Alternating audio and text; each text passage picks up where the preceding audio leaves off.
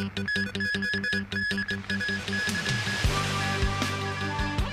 U.S. fighter jet shoots down a Chinese balloon, and Antony Blinken postpones a planned visit to Beijing. Former Pakistani President Pervez Musharraf dies in Dubai at the age of 79. And Chief Executive John Lee in Saudi Arabia on the first leg of a Middle East tour.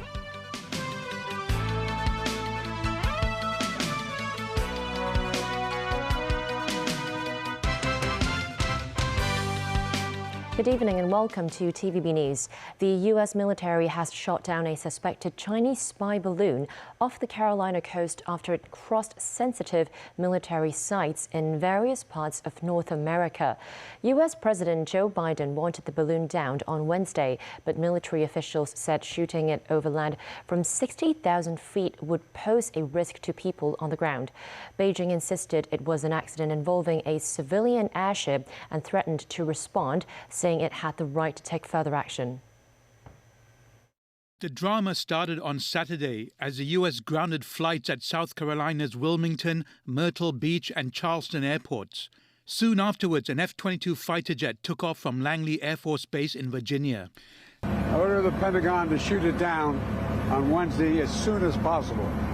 They decided, without doing damage to anyone on the ground, they decided that the best time to do that was as it got over water outside within the 12-mile limit. They successfully took it down, and I want to compliment our aviators who did it. In light of China's unacceptable action, I am postponing my planned travel this weekend to China. The appearance of the balloon has dealt a serious blow to Sino-American relations, with U.S. Secretary of State Antony Blinken cancelling a weekend visit to Beijing aimed at easing tensions between the two countries. Blinken said he told the director of the Chinese Communist Party's Central Foreign Affairs Office, Wang Yi, in a phone call that it was an irresponsible act that was detrimental to their planned talks. Beijing, which had expressed regret over the balloon breaching U.S. airspace, played down Blinken's cancellation and criticized Washington for shooting it down. A Chinese Foreign Ministry statement said China deplores the U.S. attack, accusing the Americans of overreacting and warning China reserves the right to make further responses if necessary. One analyst says the U.S. may have benefited from having a close-up view of the Chinese balloon. The U.S. got a front row seat to China's doing to the U.S. as far as intelligence gathering is concerned. So I think from a public perspective and public opinion point of view, it's tremendously damaging to the U.S.-China relationship because it showed the extent of China's spying program and what they're willing to do to gather intelligence from the United States. Nazvi Karim, TVB News. Former Pakistan President Pervez Musharraf has died following a long illness at a hospital in Dubai at the age of 79.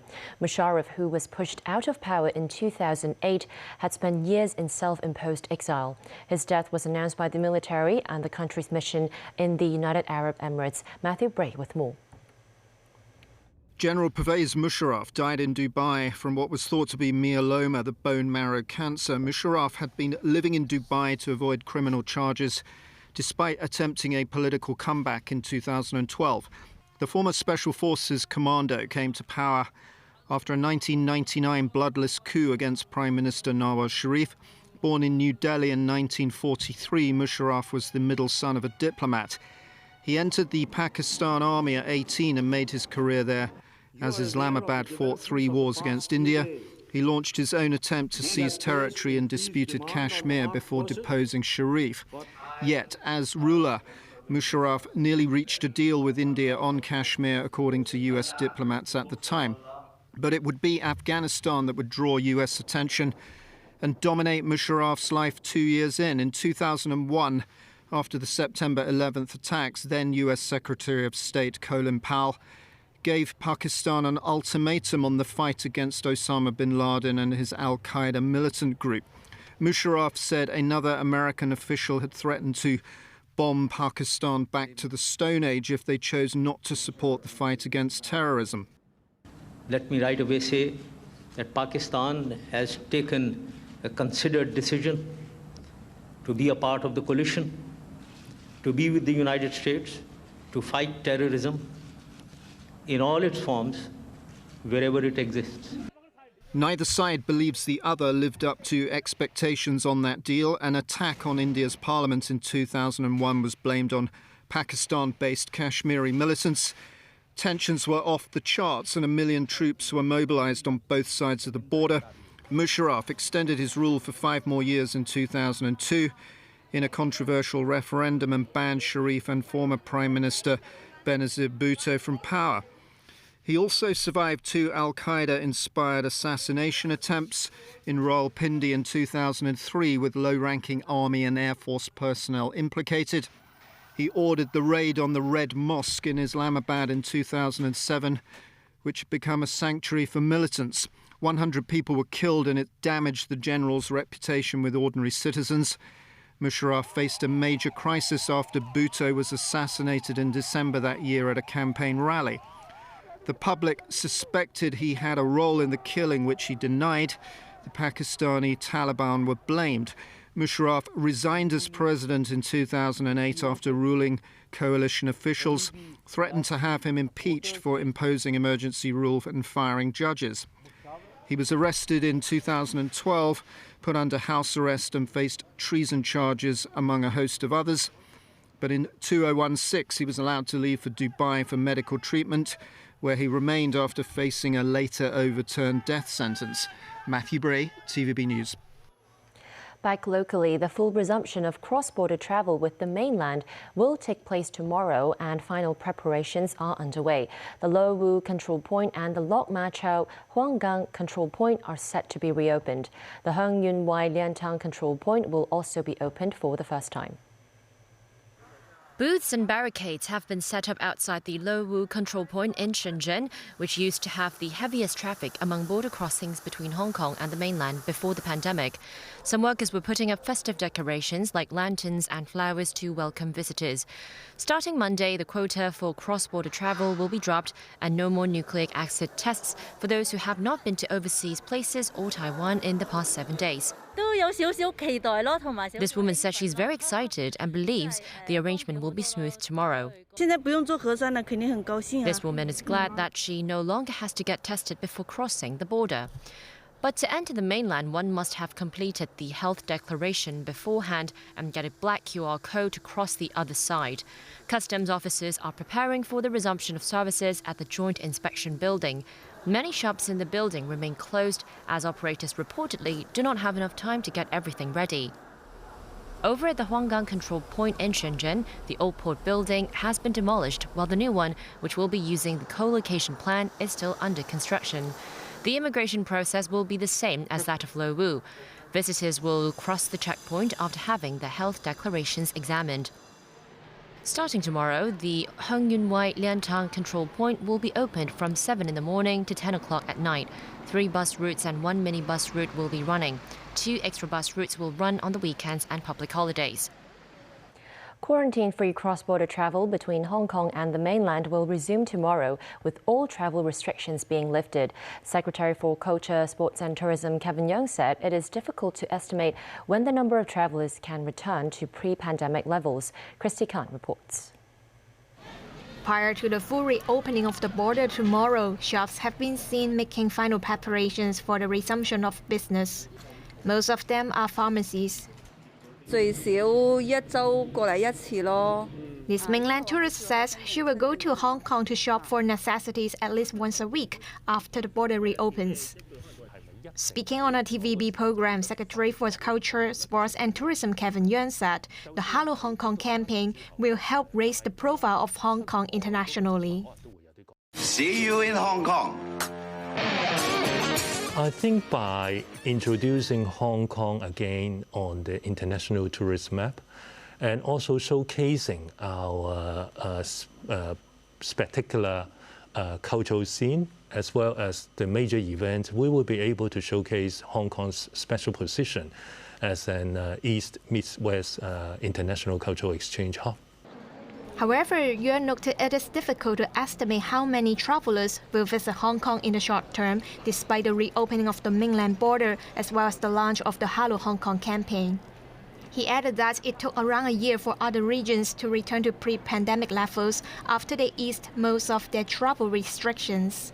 Meanwhile, speaking on a radio program today, Chief Executive Officer of the Airports Authority, Fred Lam, said he believes it may take around 2 years for the city to be back to pre-pandemic levels. At the moment, our daily passenger traffic is around 80,000, which is around 40% of our pre-pandemic level. We expect we would reach around 80% by the end of this year, similar to other hub airports around the world. Lam also said he expects the free flight tickets to help bring around 1.5 million travelers to Hong Kong. So on that basis, that would account for about 10% of the traffic volume in the next 6 months. So from that point, I think it would be a big help to the airline industry. He added that the airline companies will be able to cope with additional traffic flow brought about by the 500,000 free air tickets. Christy Khan, TVB News. Chief Executive John Lee has arrived in Saudi Arabia on the first leg of a Middle East tour. The CE stressed he will strive for the best economic opportunities on the trip and will attempt to convince petroleum giant Saudi Aramco to list in Hong Kong. Timothy Lee reports. After a more than 10-hour flight, Chief Executive John Lee and his delegation made their way to a hotel in the Saudi capital, Riyadh, at around 3 a.m. Lee said he was greeted at the airport by Saudi Deputy Minister of the Ministry of Investment, Badr al-Badr. The CE said his visit to the oil-rich kingdom is on a tight schedule and noted on a blog that an investment agreement has already been initiated during his meeting with members of the Ministry of Investment this morning. He added that he hopes to use the opportunity of his visit to further promote Hong Kong and secure the city's place as a conduit in the Belt and Road Initiative between Riyadh and Beijing. A vital part of Lee's tour is his meeting with key individuals of Saudi oil giant Saudi Aramco, with the HKX having earlier invited the oil giant to list in the city. Lee said he wanted to portray Hong Kong as a place of opportunity and a global financial hub to key figures at Aramco. In recent years, Riyadh authorities have tried to diversify the Saudi economy, particularly through the ongoing construction of planned smart city Neom, and Hong Kong is one of Saudi Arabia's targets for investment in the mega project.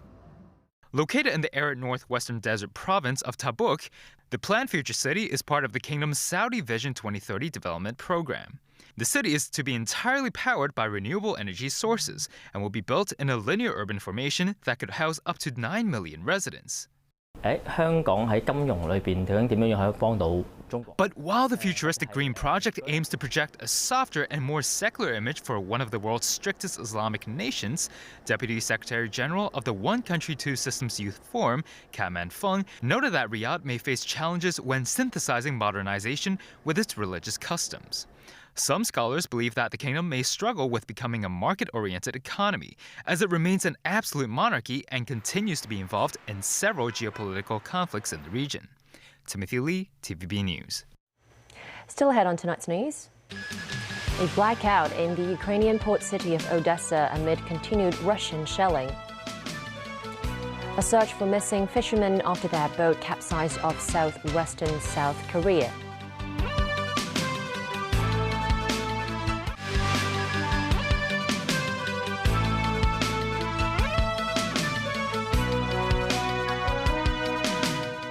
Welcome back to TVB News.